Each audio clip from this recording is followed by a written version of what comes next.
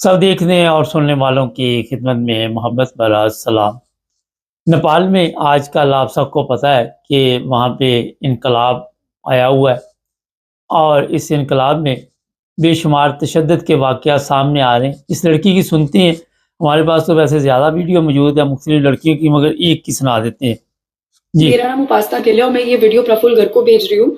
हुँ, मैं Indian embassy से request करती हूँ कि वो प्लीज़ हमारी हेल्प करें। हुँ, जितने लोग हमारी हेल्प कर सकते हैं प्लीज़ हेल्प करें। मैं यहाँ पोखरा नेपाल में फँसी हुई हूँ। मैं यहाँ पे एक वॉलीबॉल लीग हुँ, होस्ट करने आई थी और अभी फ़िलहाल हमारा जो होटल है जहाँ पे मैं रुकी थी वो जला दिया गया है। मेरा हुँ, सारा लगेज, मेरा सारा सामान मेरे रूम में था और वो होटल को पूरा जला दिया। मैं स्पा में थी और हुँ, वहाँ पर पीछे मेरे लोग भाग रहे थे बहुत बड़े डंडे लेके हुँ, और मैं जैसे-तैसे अपनी जान बचा के बस वहाँ से बाहर निकली हूँ। एक बहुत रिक्वेस्ट है आप सबसे बहुत बड़ी कि आप में से जो यहाँ पे हेल्प हुँ। कर सकता है प्लीज़ करे। बहुत बुरी हालत है यहाँ पे, जगह-जगह रोड पे आग लग रही है, यहाँ पे टूरिस्ट को भी नहीं छोड़ रहे हैं। उनको कोई फ़र्क नहीं पड़ता कि यहाँ पे कोई टूरिस्ट है, यहाँ पे कोई काम करने आया है।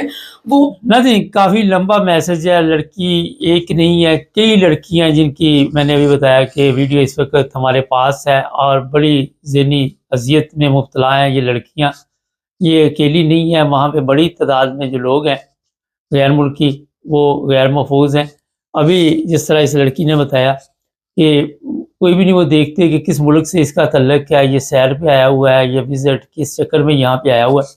और मुख्तलिफ जो इत्तलात हमारे पास हैं, वो बड़ी तकलीफ़देह हैं। होटलों को आग लगाई जा रही है और उसमें कल भी इत्तला मिली थी कि 18 लोग तकरीबन जो है वो ज़िंदगी की बाज़ी हार गए हैं। अक्सर जो वीडियोज़ हमारे सामने आ रही हैं, लोगों के हाथ में बंदूकें हैं, गन्ने हैं, पता नहीं क्या-क्या पकड़ा हुआ है और जो वहाँ के लोग थे गवर्नमेंट के, वो सब तितर-बितर हो गए और ऐसी वीडियो सामने आई हैं कि कोई सरकारी मुलाज़मीन जो है, एक तो ऐसी वीडियो मैंने देखी कि वो हेलीकॉप्टर के साथ लटका हुआ है और जान बचाने की पड़ी हुई। यहाँ पे ये मैं बता दूँ कि हमारे पाकिस्तानी भी वहाँ पे हैं नेपाल में, कल भी हमने प्रोग्राम किया था और वो भी गैर महफ़ूज़ हैं, उनको भी अभी तक जो हमारे पास इत्तला है यही खौफ़ है और वो घरों से बाहर नहीं निकल रहे और घरों में ही अभी तक वो बंद हैं। पता नहीं उनके खाने-पीने के इंतज़ामात जो हैं, वो किस तरह चला रहे हैं, काफ़ी मुश्किल में हैं, एक-दूसरे की मदद करनी चाहिए ऐसे हालात में, अभी जिस तरह इस लड़की ने भी बताया और बाहर ना निकलें। बाहर आप स्कूल वैसे ही बंद कर दी गई है वहाँ पे, तो क्योंकि कोई भी किसी के ऊपर भी हमला कर सकता है।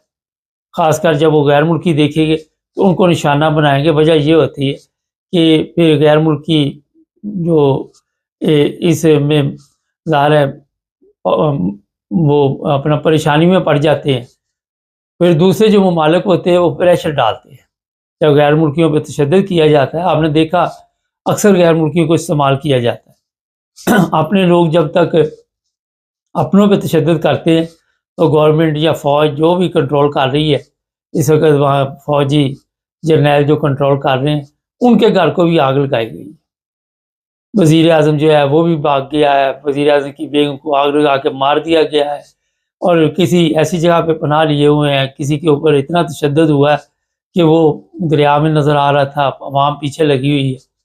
जब गवर्नमेंट के लोगों को पता होता है कि हमने काम कोई नहीं किया अच्छा, तो उनको भी पता होता है कि अब अवाम जो है वो हमारी दुर्गत बनाएगी और जब अवाम के काबू आ जाते हैं, फिर इससे ज़्यादा दुर्गत बनती है। वहाँ जो मिनिस्टर थी, कई ख़वातीन दिखाई गई, जिस तरह पाकिस्तान में आपको औरतें नज़र आजकल आ रही हैं, 4-5 जो औरतें बड़ी नुमायाँ नज़र आती हैं, वो फ़िरौन बनी हुई हैं, इसी तरह की फ़िरौन औरतें दिखाईं और उनके ऊपर भी फिर अवाम ने हमला किया, उनके लिए भी वहाँ पे मुश्किल था और पुलिस बचाने की कोशिश कर रही थी, फिर पुलिस भी साथ मिल जाती है, सब कुछ दरम-बरम हो गया। वहाँ जो गैर मुल्की हैं, उनके कारोबार थे या जो भी था, सब इस वक़्त किसी को कोई पता नहीं वो किस हाल में है और कई करोड़पति जो है वो इस वक़्त ज़ीरो हो चुके हैं। उनको अपनी जान की पड़ी हुई कि हम कहीं इसी तरह इस मुल्क से निकल जाएँ, कहीं इस तरह यहाँ से चले जाएँ। एयरपोर्ट्स वग़ैरह बंद है वहाँ पे, कोई बाहर नहीं आ रहा और कोई जहाज़ वग़ैरह ये कोई ऐसा इस वक़्त तक हालात जो हैं वो इतने ख़राब हो चुके हैं कि वहाँ से निकलना भी मुश्किल है। कई लोगों के घरों का पता चला है कि यहाँ पे गैर मुल्की रहते हैं, उनको भी निशाना बनाया जा रहा है और ये भी मैं बता देता आपको कि अगले 1-2 दिन में खाने पीने की सख्त किल्लत होगी वहाँ पे, क्योंकि लोग घरों में हैं। सिस्टम जो है दरम बरम है, ट्रैफिक का सिस्टम जो है वो दरम बरम है, चीज़ें इधर से उधर नहीं आएंगी, उधर से इधर नहीं आएंगी।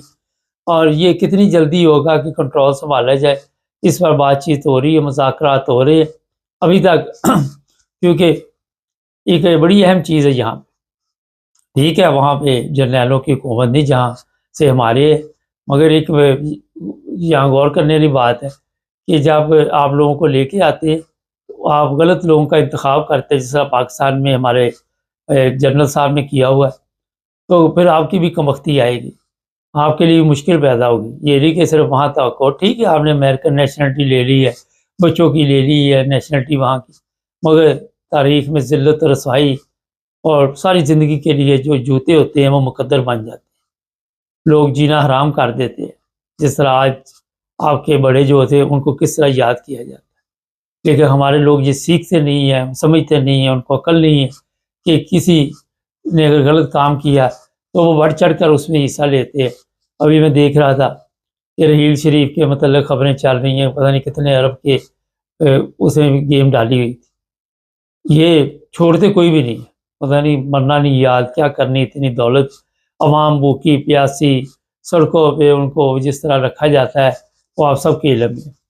और जब इस तरह के हालात होते हैं तो फिर अवाम भी इस चीज़ का लिहाज नहीं करती, वो भी फ़ख्र महसूस करती है कि इनको जितनी सज़ा खुद दें, क्योंकि अदालतें इनकी होती है, सिस्टम इनका होता है। यहाँ पे नेपाल में जो जज हैं वो भी महफूज नहीं हैं, उनको भी इस ज़ाहिर निशाना बनाया जा रहा है, क्योंकि उनकी अदालतों ने ऐसे फैसले नहीं किए थे। और ये भी अफसोसनाक खबर है कि छोटे से लेके बड़े तक बिल्कुल हालात हमारे मुल्क जैसे, सब चोर थे, एक भी इंसान का बच्चा नहीं था, एक भी ऐसा नहीं था जिसके दिल में दर्द हो, सब झूठ और फरेब के साथ चल रहे थे। अब ये कहानियां सामने आ रही हैं, तो जब भी इस तरह के हालात होते हैं फिर मुल्क छोड़ के भागना पड़ता है। ये सीरिया आपके सामने ही, अभी कुछ अर्सा पहले इसका भी सदर एक जालिम सदर था, जब जेलें तोड़ी गई, और ये बता दो नेपाल की जेलें तोड़ दी गई, वहाँ से लोग बाहर निकल रहे हैं, जराइम पेशा अफराद होते हैं, अब वो क्या क्या काम डालेंगे और भी ख़तरनाक। तो जो वहाँ पे ख़वातीन हैं, लड़कियाँ हैं, उन्हें तो बिल्कुल बाहर नहीं आना चाहिए, मर्दों को भी नहीं आना चाहिए। कल हमने बताया था तकरीबन 350 सियासी पनाह जिन्होंने ली हुई है, अहमदी उनमें शामिल भी हैं, वो भी गैर महफूज हैं, वो भी अपनी एहतियात खुद करें और कोशिश करें कि घरों में रहें जब तक हालात ठीक नहीं होते। उम्मीद है जल्द किसी न किसी तरह हालात पे काबू डाल लिया जाएगा। कई वीडियो तो ऐसे सामने आई हैं, मैं हैरान रह गया कि अवाम इतनी गुस्से में है, जब अवाम को आपने देना ही कुछ नहीं, भूख देनी, वो पहले ही मरे हुए हैं जिस तरह पाकिस्तान में है, तो फिर उन्होंने ज़ारा गुस्सा तो निकालना ही, इसमें अवाम का क्या कसूर। वो फिर ये नहीं देखते सामने क्या आ जाता, वो फिर देखते हैं जिसकी भी आलीशान कोठी है उसको जलाओ, क्योंकि ये कोठियाँ कहाँ से आ गई अगर हमारे पास रहने के लिए मकान नहीं है। तो ये बड़ा फ़र्क पड़ जाता है, और हमारे सियासतदानों ने भी यही कुछ आज तक दिया।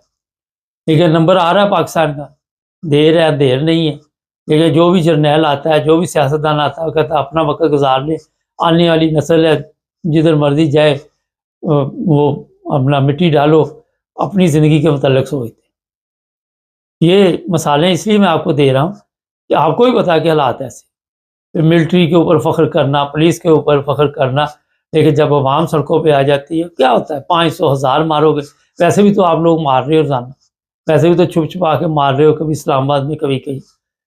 तो सबक हासिल करे, 3 ममालिक ऐसे हैं जहाँ पे ये सब कुछ हुआ है, तो चौथा पाकिस्तान में सबकी नज़रें, कब यहाँ पे इनकलाब आएगा, कब लोग जो है वो भी कोई अपने ऐसे अदल जैसे जज अदालतों में लेके आएंगे, कब मुल्क अदल की लाइन पे चढ़ेगा, कब झूठ और फरेब की दुनिया से निकलेगा। इन मिनिस्टरों की हालत देखकर अंदाज़ा लगा लें, कभी बांग्लादेश की कहीं जाके पनाह ले रही है, कोई मास्को में पनाह ले रहा है, कोई दुबई में पनाह ले रहा है, कोई अवाम के हथे आ गया, वो अवाम उसको ऊपर कुत्ते जैसा हाल कर रही है। मगर जब आपने अपने आखिरत के बारे में या इस दिन के बारे में नहीं सोचना, फिर परेशानी की ज़रूरत नहीं है। जब आपकी किस्मत में ये दुर्घट बननी है तो फिर आप रोज़ाना आके धमकियाँ दें, सोशल मीडिया के ज़रिए लोगों को गिरफ़्तार करें, लेकिन जुल्म ज़्यादा देर नहीं चलता। अक्सर मैं अपने प्रोग्रामों में बताता रहता हूँ। जो भी एम्बेसी है, पाकिस्तानी एम्बेसी है, इंडियन एम्बेसी है, जो भी वहाँ पे है, उन्हें चाहिए वो मदद क्या करे, वो तो आप खुद मुसीबत में पड़े हुए हैं, वो तो खुद अज़ाब में पड़े हुए हैं। देखिए जितनी मदद हो सके एक दूसरे की इनफरादी तौर पे करें, सोचे ना। और तंजीमों के नाम तो बड़े-बड़े हैं इस वक़्त हमारी नज़र में, हम नाम नहीं लेना चाहते। और फ़ख्र तो बड़ा वो करते हैं, देखिए ऐसे मौके पे होने वाला है यहाँ पे कोई ना कोई खाने-पीने के जो भी मसाइल है, जो भी मुश्किलात है, जहाँ तक हो सके जो हमारे पाकिस्तानी उनकी मदद करनी चाहिए और दूसरों की भी अगर आप मदद कर सकते हैं तो करनी चाहिए। चैनल